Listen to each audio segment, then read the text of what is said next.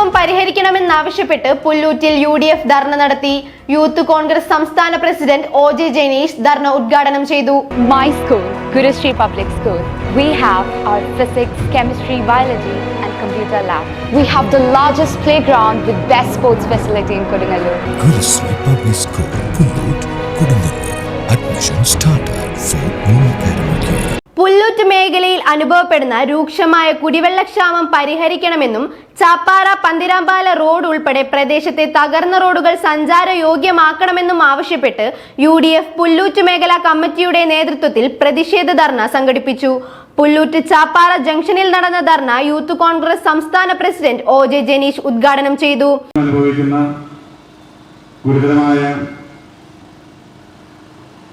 വാഹനഗതാഗതത്തിന്റെ പ്രയാസങ്ങളും അതോടൊപ്പം കുടിവെള്ളം ലഭ്യമാകാത്ത പ്രശ്നങ്ങളും ചൂണ്ടിക്കാണിച്ചുകൊണ്ടാണ് ഇന്നിവിടെ ഇത്തരത്തിലൊരു സായാഹ്ന ധർണ സംഘടിപ്പിക്കുന്നത്.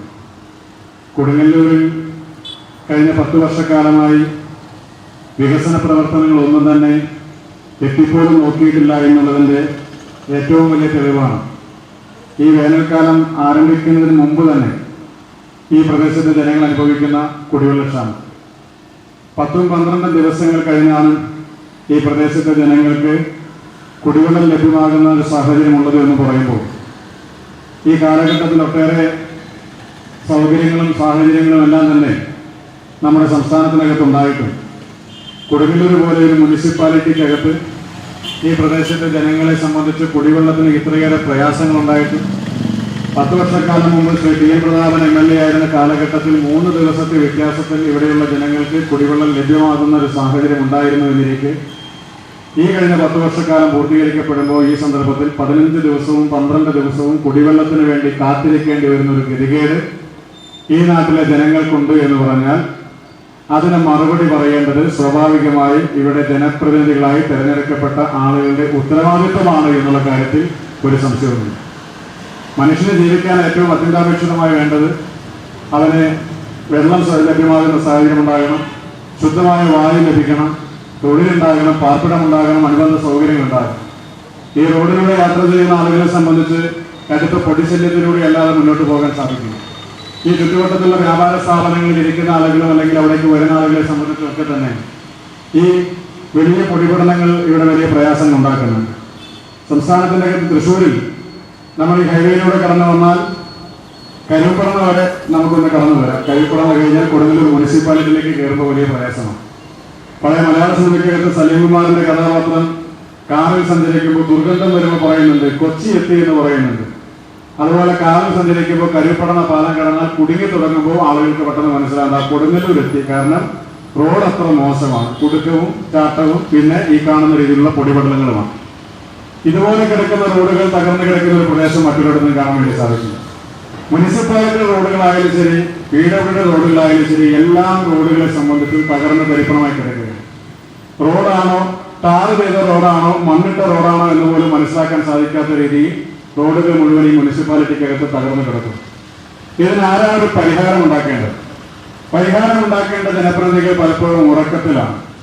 ഒരു മാസക്കാലം കൂടി അവരെ ഉറങ്ങാൻ വേണ്ടി അനുവദിക്കണം എന്നുള്ളതാണ് ഞങ്ങൾക്ക് ചൂണ്ടിക്കാണിക്കാനുള്ളത്. അത് കഴിഞ്ഞാൽ ശല്യപ്പെടുത്താതെ ദീർഘകാലം ഉറങ്ങാനുള്ള അവസരം ഈ നാട്ടിലെ ജനങ്ങൾക്ക് രേഖപ്പെടുത്താനുള്ള ഒരു അവസരം തെരഞ്ഞെടുപ്പിലൂടെ കടന്നു വരുന്നുണ്ട്. ആ അവസരം വിനിയോഗിക്കണം എന്ന് മാത്രമാണ് ഈ നാട്ടിലെ ജനങ്ങളോട് അഭ്യർത്ഥിക്കാനായിട്ടുള്ളത്. റോഡും കുടിവെള്ളവും അനുബന്ധ സൗകര്യങ്ങളും എല്ലാം ഒരുക്കുന്നതിൽ ഇടപെടാൻ സാധിക്കുന്നില്ല എങ്കിൽ പിന്നെ എന്ത് വികസനമാണ് ഈ പ്രദേശത്ത് ഇവരുടെ കാലഘട്ടത്തിൽ കൊണ്ടുവന്നിട്ടുള്ളത്? എന്തായാലും കൊടുങ്ങല്ലൂരിൽ അന്താരാഷ്ട്ര സൗകര്യങ്ങളുള്ള വിമാനത്താവളം കൊണ്ടുവരണമെന്ന് ഈ പ്രദേശത്തെ ജനങ്ങൾ ആഗ്രഹിക്കുന്നില്ല. വലിയ അമ്പലചുണ്ടികളായ കെട്ടിടങ്ങൾ വരണമെന്നോ വലിയ രീതിയിലുള്ള സ്റ്റേഡിയം കൊണ്ടുവരണമെന്നോ ഈ നാട്ടിലെ ജനങ്ങൾ പറയുന്നില്ല. സഞ്ചരിക്കാൻ ആളുകൾക്ക് പരിക്ക് പറ്റാത്ത, നടുവിന് ക്ഷതം സംഭവിക്കാത്ത, വാഹനങ്ങൾക്ക് കേടുപാട് സംഭവിക്കാത്ത ഒരു സാധാരണ റോഡെങ്കിലും നിർമ്മിക്കണം എന്നുള്ളതാണ് ഈ പ്രദേശത്തെ ജനങ്ങളുടെ ഏറ്റവും പ്രധാനപ്പെട്ട ആവശ്യം.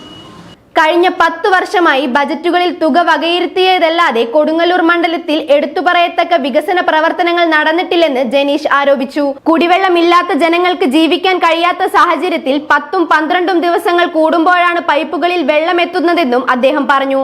നിലവിൽ 40 വർഷം മുൻപ് സ്ഥാപിച്ച ജലസംഭരണിയും വിതരണ പൈപ്പുകളും തന്നെയാണ് ഉപയോഗത്തിലിരിക്കുന്നതെന്നും ഉപഭോക്താക്കളുടെ വർധനവിനനുസരിച്ച് പുതിയ ജലസംഭരണിയും പൈപ്പ് ലൈനുകളും സ്ഥാപിക്കണമെന്ന പ്രഖ്യാപനം മാത്രമാണ് ഉണ്ടായതെന്നും ജനീഷ് കൂട്ടിച്ചേർത്തു. 60 വർഷത്തിലേറെ പഴക്കമുള്ള തൃശൂർ കൊടുങ്ങല്ലൂർ പാതയിലെ പുല്ലൂറ്റു പാലത്തിന്റെ അവസ്ഥയും ഇതുപോലെ തന്നെയാണെന്നും അദ്ദേഹം പറഞ്ഞു.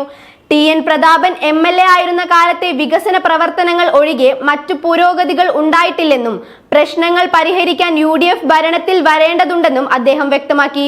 ദേശീയപാത നിർമ്മാണവും തൃശൂർ കൊടുങ്ങല്ലൂർ സംസ്ഥാന പാത നവീകരണവും ഉൾപ്പെടെയുള്ള പ്രവർത്തനങ്ങൾക്ക് കാര്യമായ മേൽനോട്ടമില്ലെന്നും അദ്ദേഹം വിമർശിച്ചു. ധർണയിൽ UDF മേഖലാ ചെയർമാൻ CS തിലകൻ അധ്യക്ഷത വഹിച്ചു. Congress block president ES Sabu, UDF മണ്ഡലം ചെയർമാൻ PV രമണൻ, കൗൺസിലർ കവിത മധു, മുസ്ലിം ലീഗ് നേതാവ് PA സീതി മാസ്റ്റർ എന്നിവർ സംസാരിച്ചു. UDF കൺവീനർ AM അബ്ദുജബ്ബാർ സ്വാഗതവും KK ചിത്രബാലു നന്ദിയും പറഞ്ഞു. KP Sunilkumar, PN Mohanan, KG Muraleedharan, TK Lalu, Yusuf Padiyath, Nishaf Karyappally, K Ratheesh, Sulaiman Paripparambil, Poly Vidheyathil, ES Siraj എന്നിവർ നേതൃത്വം നൽകി.